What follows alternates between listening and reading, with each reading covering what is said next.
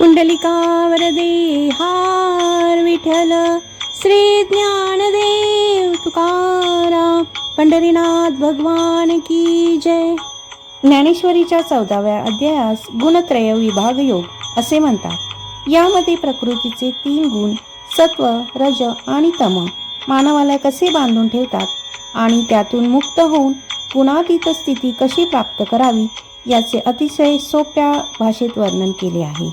हा 14वा अध्याय मराठीमध्ये सारांश दिलेला आहे. 1. 3 गुणांचे स्वरूप. 1.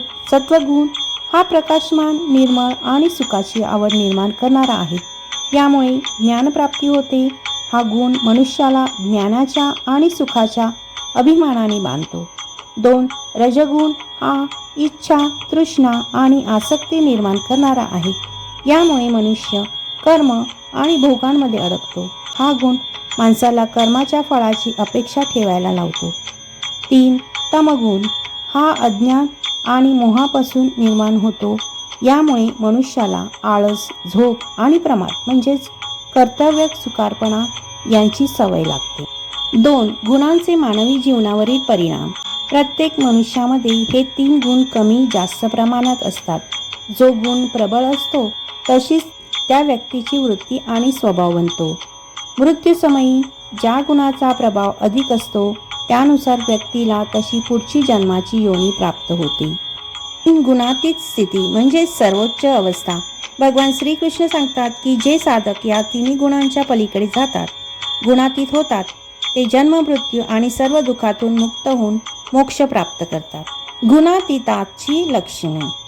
असा पुरुष मान आणि अपमान, मित्र आणि शत्रू तसेच सुख आणि दुःख या सर्व गोष्टींकडे समान दृष्टीने पाहतो.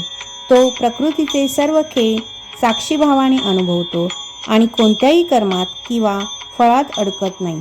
सूर्य उगवला असता जशी चंद्राधिक तेजे लोपतात अथवा प्रलय काळाच्या पाण्याच्या महापुराने जसे नदी व नद नाहीसे होतात, अर्जुना त्याप्रमाणे हे ज्ञान उदय पावले असता इतर सर्व ज्ञान लयास जातात. म्हणून अर्जुना हे ज्ञान उत्तम आहे.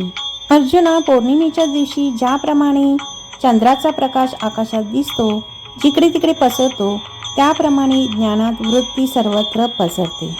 ज्याप्रमाणे दगड सुकावत नाही व दुःखही पावत नाही, त्याप्रमाणे ज्याच्या मनाने त्याग, अमुक एक कर्म करावयाचे नाही व स्वीकार, अमुक एक कर्म करावयाचे टाकलेला असतो.